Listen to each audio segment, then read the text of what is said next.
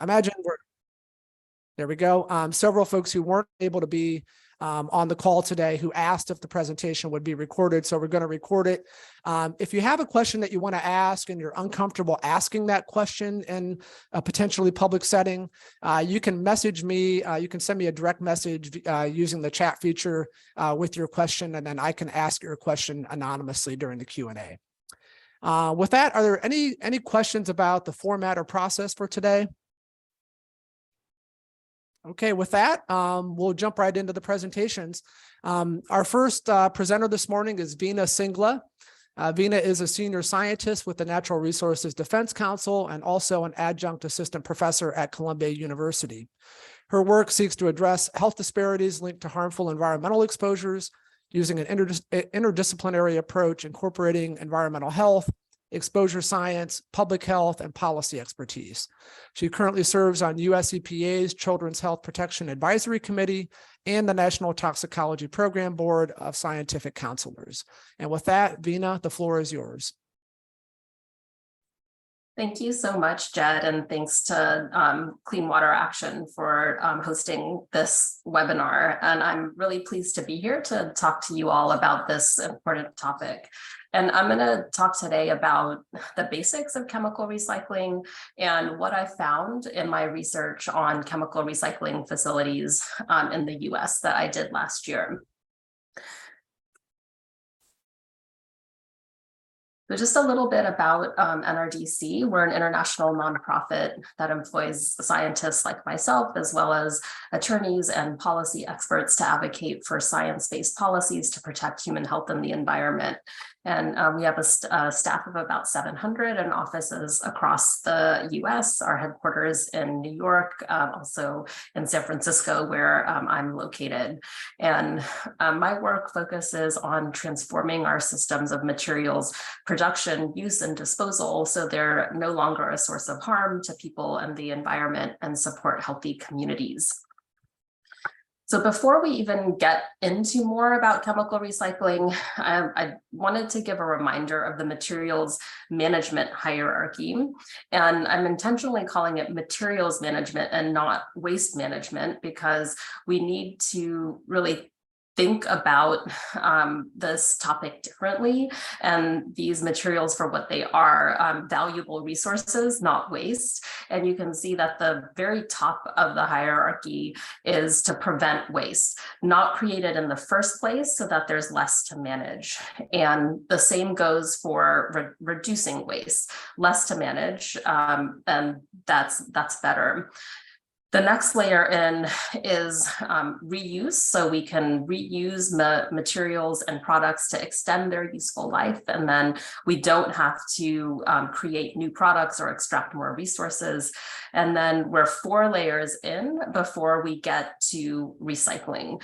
So you can see that recycling is not the top of the hierarchy because it's not the most effective strategy in terms of materials management.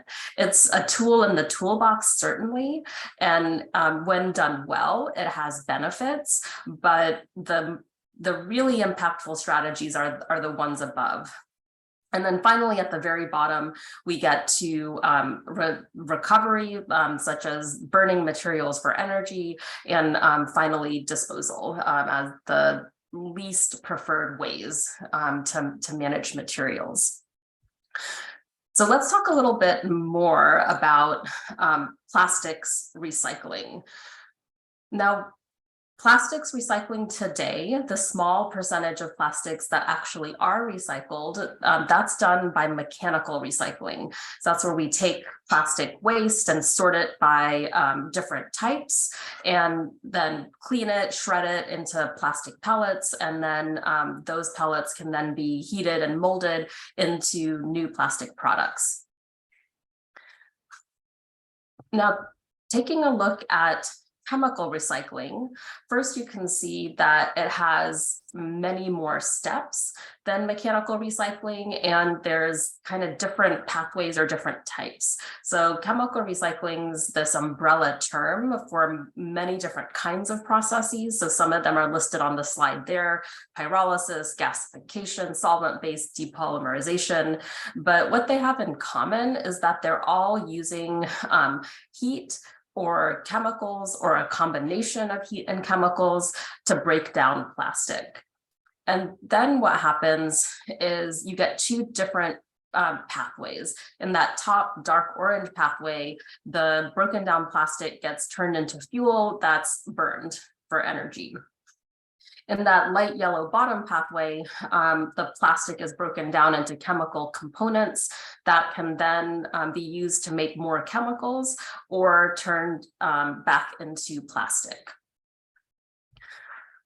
So one really important thing to note about that top pathway, the plastic to fuel, is that that is not recycling, because the material is destroyed and burned.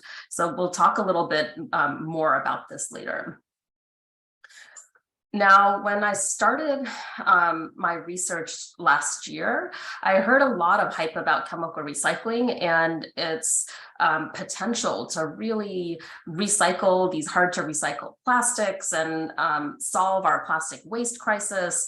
I was really excited, honestly. I thought maybe this was going to be an important solution, but I wanted to know more, and I wanted to know what was actually happening at chemical recycling in the facilities in the U.S. What were they doing? Were there any potential concerns about environmental or health harms? So what I did was to try to find facilities that are operational or near operational. I started by taking a look at industry and NGO reports about chemical recycling and generating a list of hundreds of companies pulled from those various reports. Then I narrowed it down to companies that are located with facilities actually in the U.S. and that were still in business as of last year. There was actually a good number of companies or facilities that had been announced and then later closed or didn't work out. So that narrowed the list down further.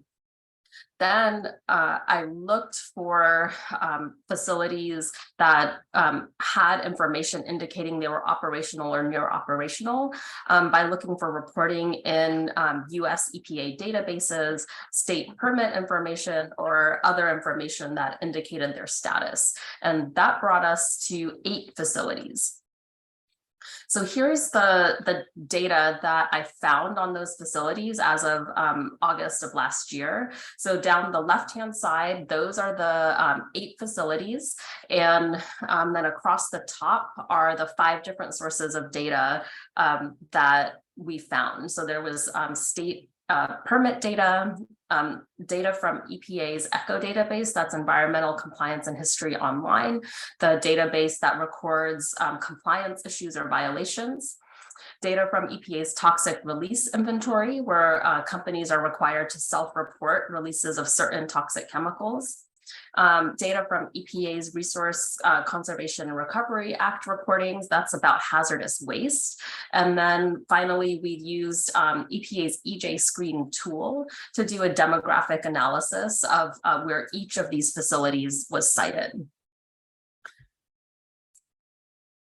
What did we find? So here's a map of the 8 facilities. They're in different states across the US. And I think one of the most interesting findings is that the majority of the facilities are actually doing plastic to fuel. So remember that top dark orange pathway, that's not actually recycling.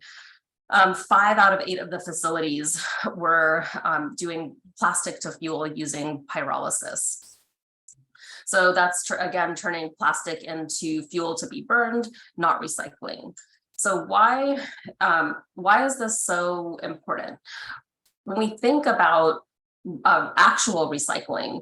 What the benefit is reducing demand for virgin materials or extraction of those materials. So in the materials life cycle, you extract resources, go into design and production of the product, consumption and use of the material or product, and then end of life management. And ideally there, you could recover materials for recycling and then use recycled materials feeding back into that production cycle and not needing to extract additional resources.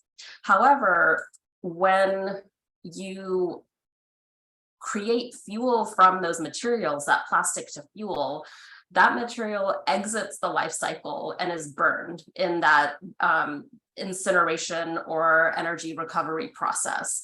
So it is not feeding back into production, and you're not getting any of the benefits of recycling because you have continued demand for more resources.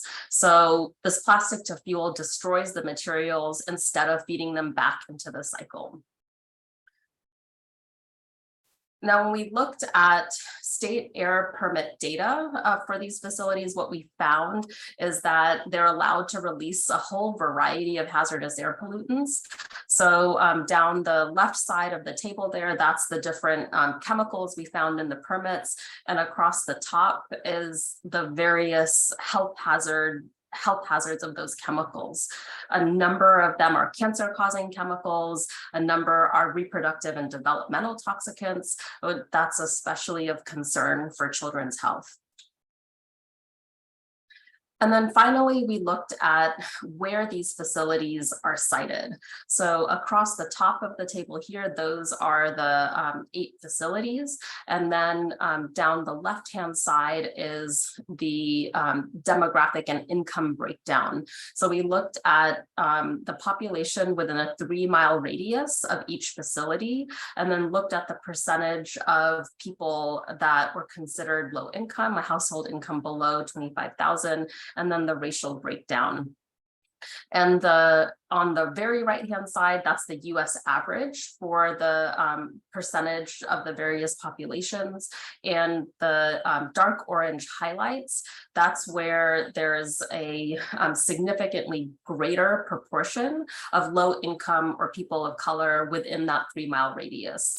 And what you can see is that 7 out of 8 of these facilities are sited in places where the surrounding communities are disproportionately people of color or low income, or in several cases, both. So this raises serious environmental justice concerns. So, okay, we talked a little bit about the chemical recycling and the plastic to fuel, how that's not recycling, but what about this bottom pathway, that light yellow pathway, where it could, in theory, be turning plastic back into plastic? What do we see there? So here's a closer look at one of those facilities, Agilex in Oregon, who in theory is taking waste polystyrene and turning it back into its component chemical, styrene, that could in theory be used to make new plastic.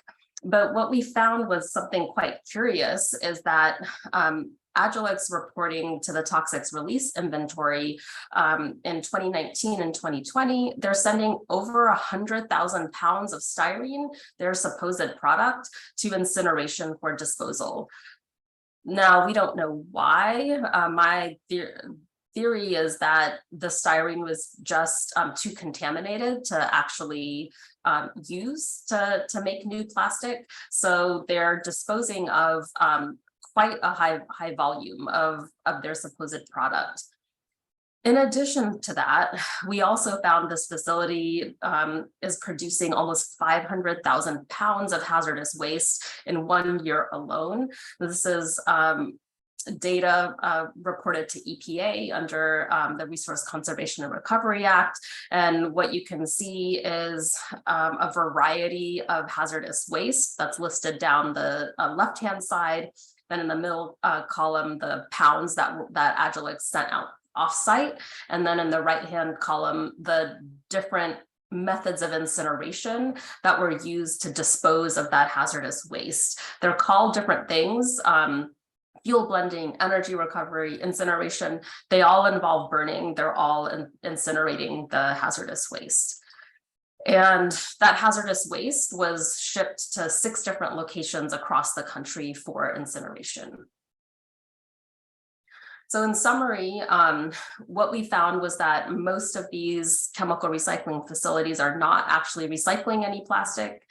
They're permitted to produce hazardous air pollutants and producing hazardous waste.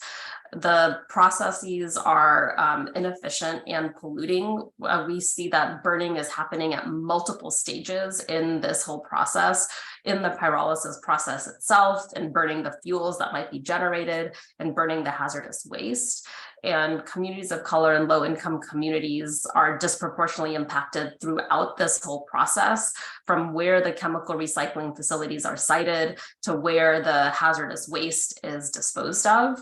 And my conclusion from this is that we really need to focus and invest in proven effective strategies. And chemical recycling is not the magic solution to our plastic waste crisis. So again, our most effective strategies are going to be at the top of our management hierarchy. So eliminating problematic and unnecessary plastics that can't be recycled, like PVC and polystyrene. Then looking at reduction and reuse with reuse and refill systems. And then making sure that we get the actual benefits of recycling by investing in our proven mechanical recycling systems that actually can recycle plastic. And overall, in the long term, really looking towards developing safer non-fossil fuel based materials that can feed into a non-toxic materials cycle. And thank you very much. I'm happy to answer questions after the next presentation, and my email is there as well. Great. Thank you, Veena. And again, we will save questions until after the next presentation. If you happen to have a question right now, if Veena's presentation popped a question in your mind, you can feel free to put that in the chat now, and we'll get to that in just a minute.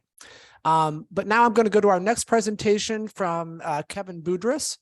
Kevin is co-founder and senior counsel and program director at Just Zero, which is a nonprofit organization that works alongside communities, policymakers, organizers, and others to implement just and equitable solutions to our waste crisis.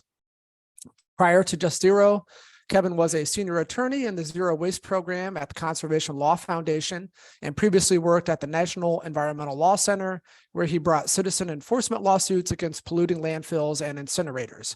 Kevin lives in Providence, Rhode Island. He will be a recognizable, familiar face to all the Rhode Island legislators on the call this morning. And with that, I'm going to hand it over to Kevin. Thanks, Jed. And thank you, Veena, for that awesome presentation. And thank you especially to everyone that's joining us on this Monday morning. Really important topic, to echo what Jed and Veena said, and grateful to be here with you all talking about this.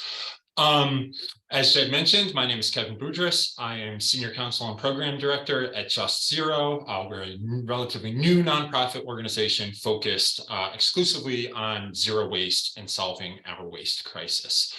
I just want to mention quickly before I dive in that much of what I'm going to be talking about today is actually going to be in a report on advanced recycling or chemical recycling that Just Zero is going to be releasing in the next few days. We had originally hoped it would be out and published by now, but there are always a few bumps at the end of getting a report out. So I expect we will probably publish it on Wednesday. And I'll make sure that Jed sends it around to everyone that's here this morning so that you can read more. So Veena gave a really awesome overview on what advanced recycling is. I am going to try to very quickly cover the who, the why, the how, and the where of advanced recycling or chemical recycling. And as Jed mentioned earlier, not quite sure whether he should still be saying chemical recycling. Veena's using the phrase chemical recycling. I'm mostly going to stick to advanced recycling throughout. There's a lot of terminology thrown around about this, and that's actually the point. And that's something that I'm going to get into, especially as I talk about who's pushing advanced recycling and why. Because it's important to recognize at the get-go here on the who and the why is that advanced recycling is ultimately public relations for plastics. Veena in her presentation mentioned hearing a lot of hype around chemical recycling. That's what chemical recycling and advanced recycling are. They're hype, they're propaganda, they're public relations. It's a smokescreen, and it's a smokescreen that's propagated by the fossil fuel industry. Because if we're talking about plastics, we're talking about fossil fuels, because more than 99% of our plastics are sourced from fossil fuels. And most of the, or I should say all of the largest oil and gas companies in the world are also the largest plastic producers in the world.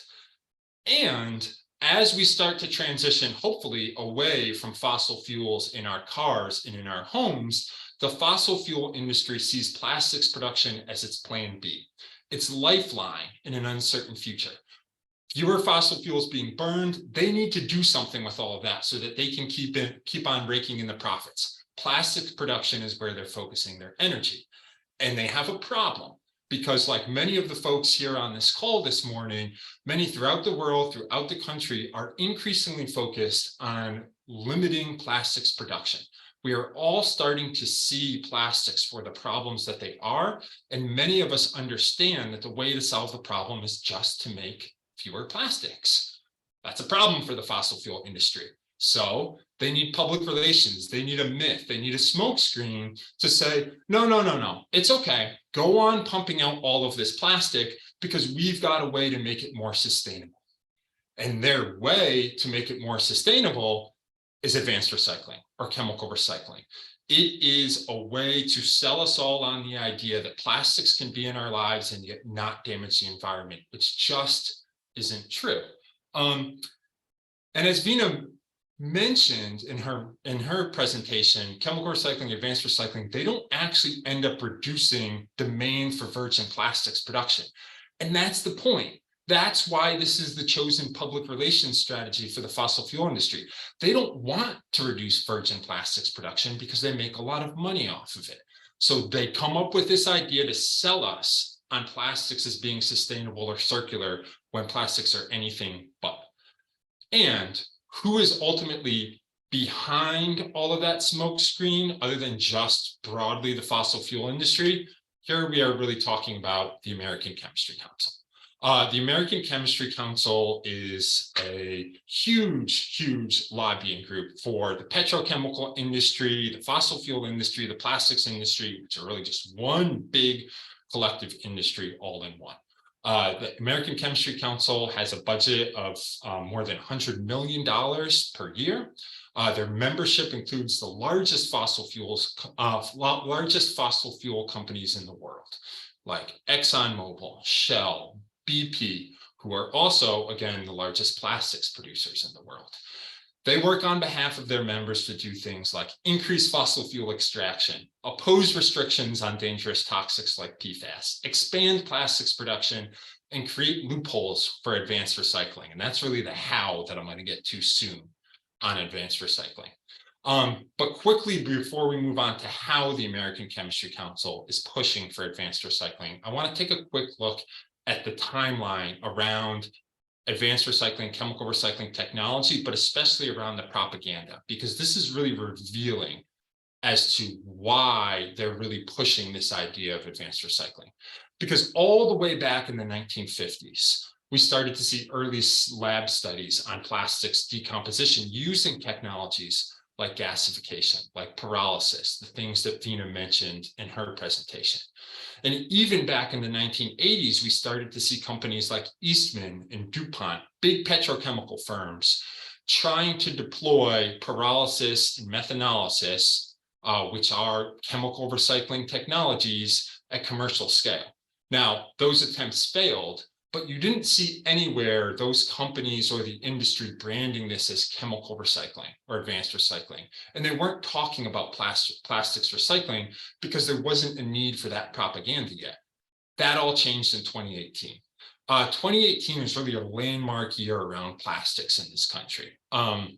That's the year that China announced its waste import ban, also known as the China National Sword Policy, which exposed a lot of the weaknesses around plastics recycling in this country. Legislators, communities, advocates responded by pushing plastic bans, and companies started announcing voluntary plastic reduction efforts. And so the American Chemistry Council responded. And they responded by starting to march out the idea of chemical recycling.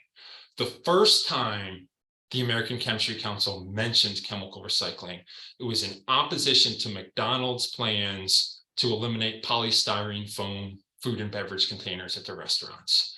They weren't talking about a visionary way for making plastics circular. No, they were trying to oppose a common sense corporate plan to reduce plastics, because that's what chemical recycling is. It's a marketing plan to push back against plastics reduction. Now, they were first using the phrase chemical recycling. About a year later, they switched to the phrase advanced recycling. That, again, was a PR-informed decision. There is no difference between the types of technologies that fall under chemical recycling or advanced recycling. But the American Chemistry Council started moving away from talking about creating chemical feedstocks and waxes and lubricants, and started talking more about the idea of plastic to plastic recycling. And advanced recycling sounds a little friendlier, sounds a little less like creating chemicals. So it's all, again, about the PR trying to push back against common sense plastic efforts. Now, how is the American Chemistry Council and how are others pushing to do this? A huge part of their strategy on advancing chemical recycling is pushing for loopholes in state laws. We've seen this here in Rhode Island, we've seen it in Connecticut, we've seen the push in Massachusetts, and we've seen it in states throughout the country, where the American Chemistry Council is trying to make it cheaper, easier, and more dangerous to build chemical recycling and advanced recycling facilities. Again, why? Well, the industry needs advanced recycling so-called success stories to point to. They can't just keep saying the buzz phrase chemical recycling again and again and again. They need to be able to make claims that back up some of the misinformation that Veena pointed to in her presentation about facilities being announced, facilities operating, so on and so forth. But the problem is, again, as Veena pointed out in her presentation, that the reality of advanced recycling and chemical recycling just doesn't match the myth. These facilities are expensive, they frequently fail, they're not actually engaged in plastic to plastic recycling. So as the fossil fuel industry often does, they're trying to change the rules to make advanced recycling look better, to hide the truth behind what happens at these facilities, and again, to make them cheaper and easier to build. And they've been successful in 20 states across the country at this point, where they have pushed what we at Just Zero describe as manufacturing loophole laws. These laws create loopholes whereby advanced recycling facilities are classified as quote unquote manufacturing facilities rather than solid waste facilities. And they do this for a very important reason. And that reason is that manufacturing facilities in all of these 20 states, and indeed in every state in the country, manufacturing facilities are just not subject to the same stringent restrictions and regulations that solid waste facilities are. Solid waste facilities are highly regulated for good reason. That includes recycling facilities, because when you bring in a lot of mixed waste, when you bring in a lot of plastic waste, there are big risks. There are risks for toxics, there are emissions risks, there are risks for people who live nearby, there are huge risks of fires and other accidents, and these facilities can leave a toxic legacy long after they close down. And advanced recycling facilities frequently close down. They're often failing because it's not a viable strategy. They're too expensive, they're too inefficient. Now, in 20 of the states in which the American Chemistry Council has successfully gotten these manufacturing loopholes passed, solid waste facilities normally require a public permitting process. And they normally impose certain siting restrictions where you can't locate these facilities near schools or businesses or homes. In all the 20 states where these loopholes have passed, those rules are off. There's no more public permitting process for these types of facilities. There's no public input, there's no public comment period, and there aren't the same types of siting restrictions. 19 of those 20 states impose some type of reporting or inspection requirements, again, so that the public can know what actually happens in solid waste facilities, what comes in, what goes out. That's inconvenient for the industry because this is a myth. They don't want people to know that there's not actually much, if any, plastic recycling happening at these facilities. Now, these facilities no longer have to comply with those requirements in 19 of those 20 states. Same thing goes for closure plan requirements. 19 of those 20 states impose them on solid waste facilities. Now advanced recycling facilities do not have to comply with those types of laws. We know that the American Chemistry Council is and will continue to push these types of laws in places like Rhode Island, in places like Connecticut and Massachusetts. We expect that they're going to do the same in Maine and Vermont because they successfully got one of these laws passed last year in New Hampshire. This is their MO. This is their plan to make it cheaper, easier, and again, more dangerous to build and operate these facilities. But these aren't the only types of loopholes. The American Chemistry Council is also pushing for what we call recycling loopholes. And these types of loopholes change the definition of recycling in things like producer responsibility for packaging programs and in recycled content mandates. And the point of these loopholes is to make plastic that's shipped to be burned at advanced recycling facilities count as being recycled. And this is a huge loophole because ultimately it creates a subsidy. It creates a built-in market for the advanced recycling industry. If the easiest way for a packaging company to comply with a recycling requirement or a producer responsibility law is to send it off to an advanced recycling facility, that facility can then charge higher prices for plastic waste. That's the point. It's a built-in boost for the advanced recycling industry. And it also interferes with those real efforts that Veena mentioned in her presentation to actually reduce plastics up front, to improve mechanical recycling. That's a big problem. It's a 1-2 punch that interferes with the very purposes of actual reduction in actual recycling in the first place. And just last, quickly touching on the where, and I know Veena touched on this as well in her presentation, but advanced recycling facilities, chemical recycling facilities are overwhelmingly cited in historically marginalized environmental justice communities. In the recent research we've done at Just Zero, we actually have now identified a total of 17 operational and pre-operational. Most of those are pre-operational, they're not running, advanced recycling facilities. We found that 76% of these are in environmental justice communities. And if that percentage, that number seems a little different than in Veena's slide, it's not because of different data. It's just that where you kind of draw the cutoff for environmental justice communities. However, you're kind of slicing the bread here, however you're defining environmental justice community, the bottom line is clear that the industry is pushing these into communities of color, into low-income communities where, you're talking about historically marginalized communities that have been excluded from decision-making process for decades and centuries. And that is a problem. That's environmental racism, that's environmental injustice in practice. And that problem is only made worse by the types of loopholes that the American Chemistry Council is pushing for.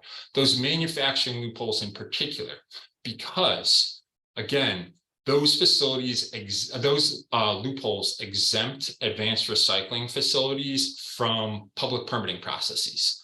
Those permitting processes, public input, public notice, hearings, and comments allow a community to have a say, to have a voice into what gets pushed into their lives. That's the right to self-determination that is central to environmental justice. And the American Chemistry Council is trying to wipe that away. They're trying to disempower, they're trying to disenfranchise communities from being able to control what's in their lives, near their homes, their schools, and their businesses. And here in Rhode Island, earlier this year, we saw that taken to an even further extreme, where a manufacturing loophole bill, Senate Bill 2788A, contained a provision that specifically targeted certain environmental justice communities as potential sites for advanced recycling facilities. First and foremost, the Port of Providence. That's unconscionable. Again, the industry is intentionally targeting these communities, intentionally disenfranchising these communities, all to prop up their public relations strategy. And if all of that weren't enough, at the end of the day, the injustices here go far beyond where these facilities are specifically located. Because again, the point of advanced recycling is to lead us down the road of more plastics production. Plastics pollute at every stage of their life cycle. We're talking about extraction of fossil fuels, refining those fossil fuels into plastics, disposing of those plastics.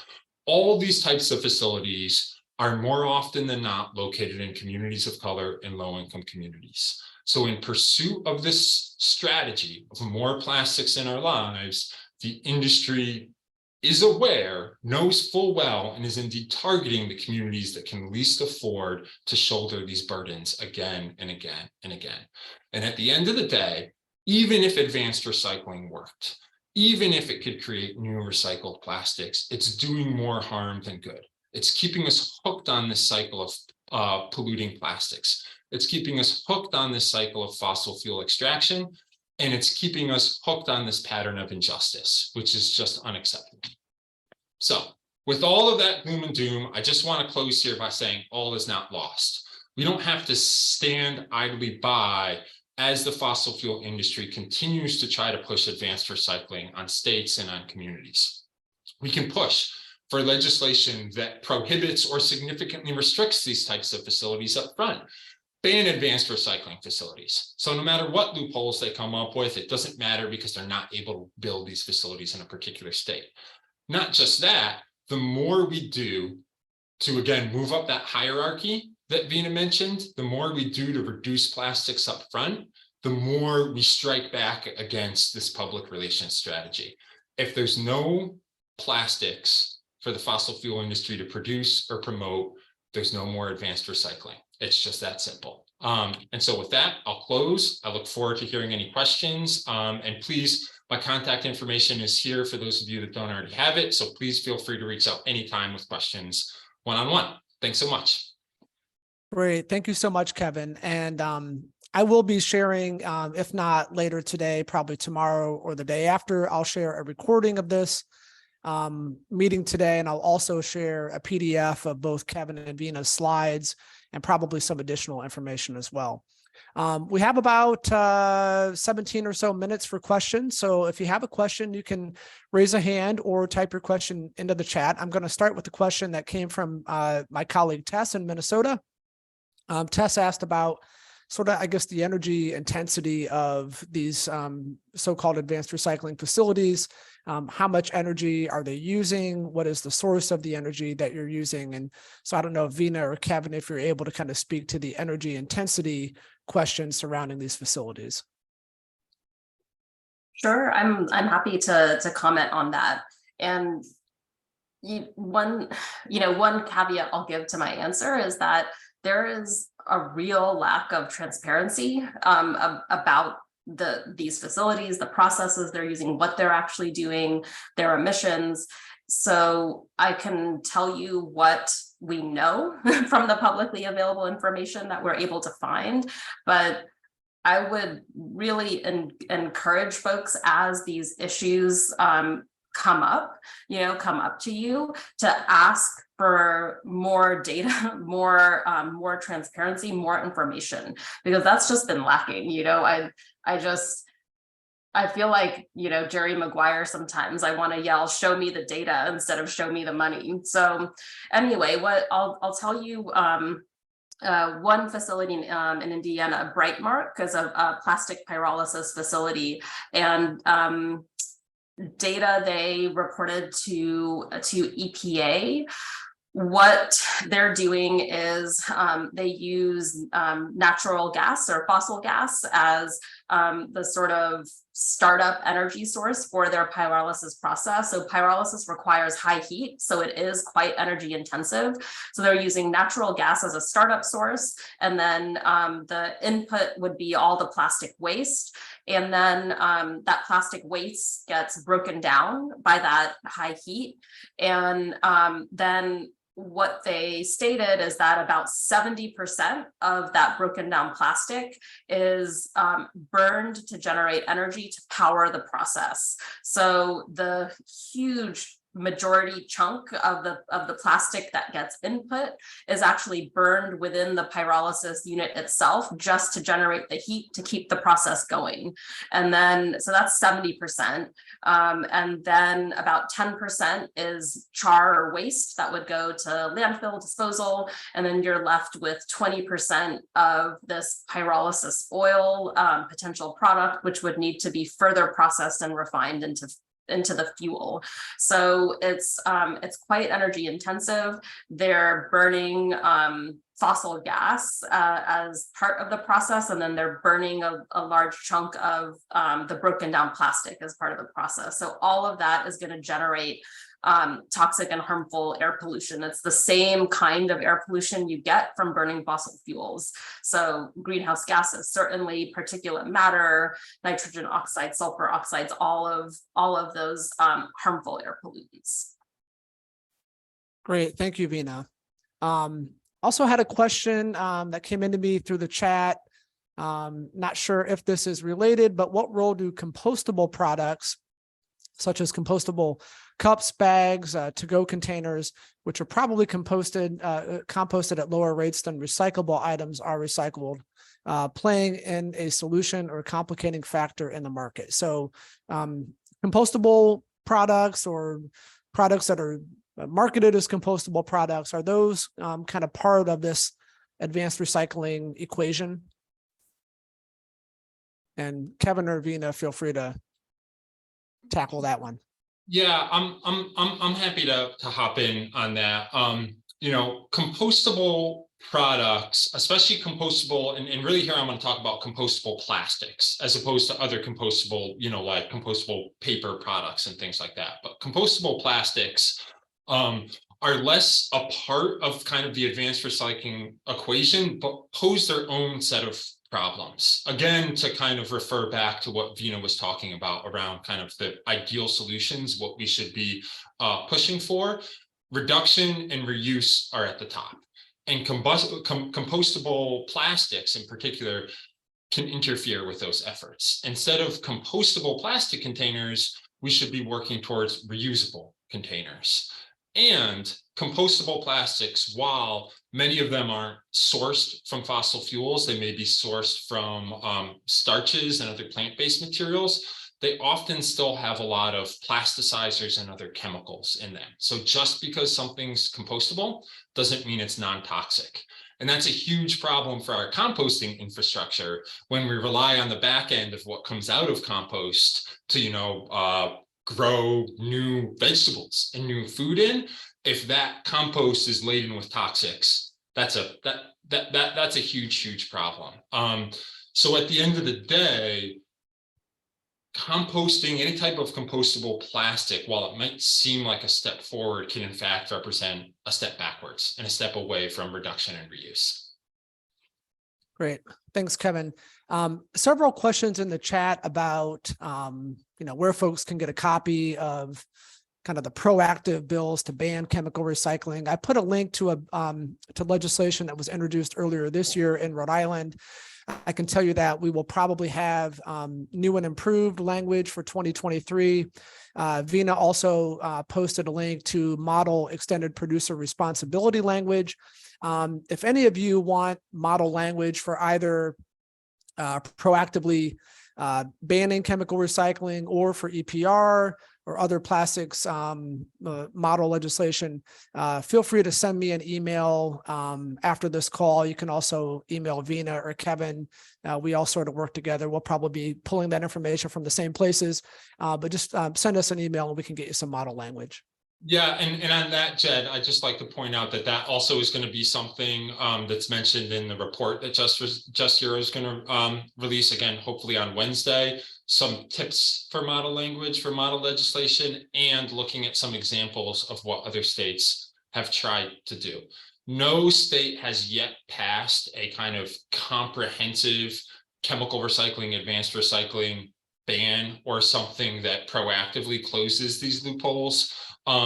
But states have tried.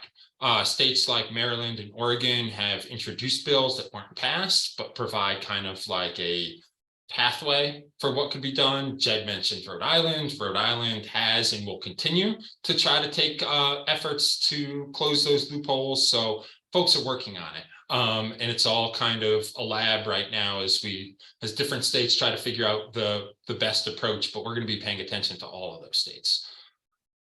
Great. Thanks, Kevin.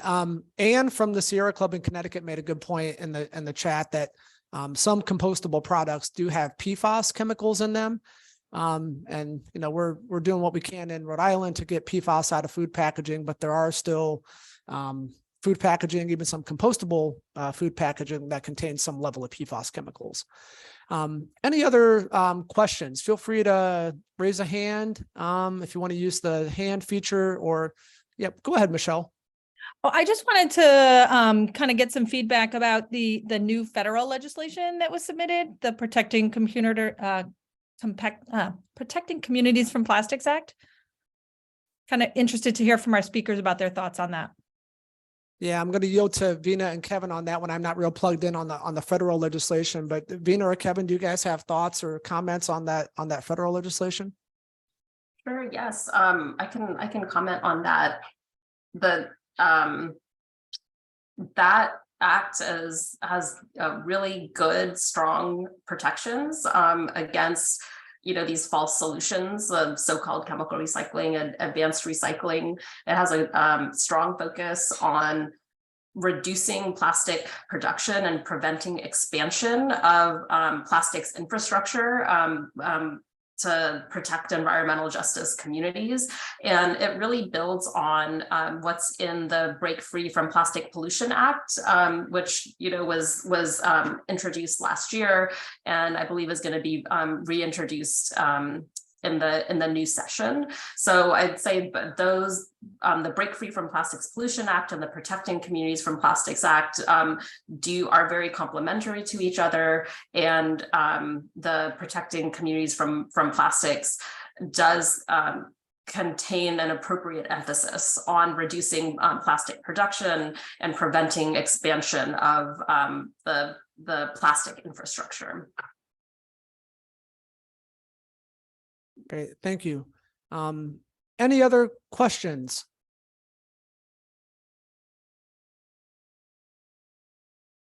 I'll give you all a minute to think about it.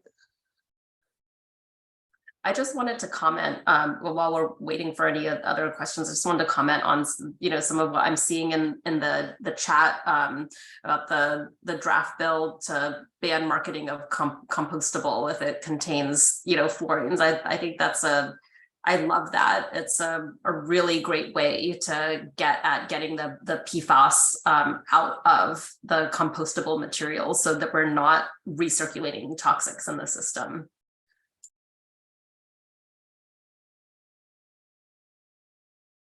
Great, thank you. Any other questions? Comments, observations? Go ahead, Max. Question in the chat. Yep, I'll get that one too. Thanks, Jed. I guess just my question is about materials that can help us educate the public on these ideas on advanced recycling and even mechanical recycling, because I feel as if a lot of the questions that at least we've gotten here at Clean Ocean Access are, is recycling actually happening at the state level, and providing real examples of how we can show mechanical recycling is successful and why advanced recycling is so bad. So I guess just ways that we can help educate our communities about the benefits of what's currently happening versus new technology. Great, thanks, Max. I'll yield to our presenters to take a stab at that one, Veena or Kevin. Yeah, I'll comment briefly, and then Kevin, please go ahead. I'll just say the Association of Mission-Based Recyclers has some good materials. I'll drop some links in the chat to help make the distinction between our mechanical recycling that actually does work and is very beneficial for aluminum, steel, cardboard, paper, versus the false solution of this advanced recycling. So I'll drop that link in the chat. Great. Thank you. Yeah, and, you know, I'll just add to that, and I totally agreed. I totally agree. Some of the facts that Amber has are the association of sorry, I forget what the acronym stands for. Veena said it. I referred to them as Amber. They have some great materials on this, and I think it's important to remember, as Veena said, that for materials like paper and steel and aluminum and sometimes glass, recycling is working well. It's not for plastics. That doesn't make advanced recycling the solution, because it isn't. It's a false solution. It's not recycling. But plastics recycling in general just isn't working. And often what we do consider to be plastics recycling, you know, the fraction of plastics that actually get recycled, which is around 5 to 6%. Most of that is actually downcycled. It's turned into clothing. It's turned into plastic decking and other materials like that. And to go back to what Veena said in her presentation, that doesn't interrupt the production of new virgin plastics. And if the tools that are available aren't doing that, we really just need to be moving, again, we need to be moving away from plastics. They're not working, they're not recyclable, they're toxic. The real solutions are reduction and reuse, not continued reliance on recycling myths, be they traditional recycling or especially advanced recycling, that just don't work and cause more harm than good. Great. A couple more questions and comments from the chat. Tess asked if we should be calling this plastic incineration instead of using the industry's terms. I will say that I've avoided using plastic incineration. I've been saying plastic melting, because sometimes the industry will come back and say, well, technically it's not incineration because you're burning it in absence of oxygen, so it doesn't meet the physics definition of incineration. So I've been calling it plastic melting, for lack of a better term. But I don't know if Veena or Kevin, if you guys have preferred terms that you'd like folks to use. You know, I'm with you, Jed, on the incineration thing sometimes, and I do often refer to it as plastics burning or plastics incineration, but sometimes you'll get caught in well, it's not burning, it is burning, it isn't burning. And sometimes that's the wrong conversation. I mean, the facts are the facts, as Veena pointed out. But the problem is, whether you call it burning, whether you call it melting, whether you call it boiling, advanced recycling, chemical recycling, it's toxic, doesn't work. And they're pushing this into our lives in really insidious and discriminatory ways. The more we focus on that and less on the phrases, the better off we are, because getting locked into a 10-minute fight about whether or not setting something on fire is actually burning, sometimes those are 10 minutes we could be using better, is kind of my 2 cents on it. I agree with that. And I'll just add that pyrolysis and gasification are defined as incineration processes under the Clean Air Act. So that is just a fact. It's been that way for decades. And that's the pyrolysis and gasification units are considered incinerators. So that's the law of the land when it comes to pyrolysis and gasification. And for the other technologies, I completely agree. It's the most useful thing is to ask, what are the benefits and what are the harms, right? Like, not necessarily is it incineration or not, technically this or that, but when you ask that question, what you see is that the benefits are to the plastics industry and the harms are to communities. Great.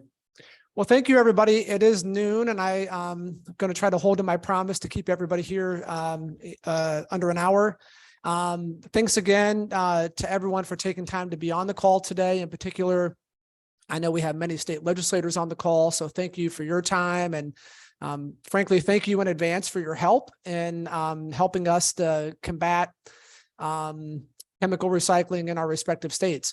Again, I will follow up with some emails either later today or tomorrow with links to presentations, links to some additional information and resources. And by all means, if you have any questions about this topic, if you need help getting connected to advocates who are working on this in your respective states, feel free to reach out and we'll be happy to follow up.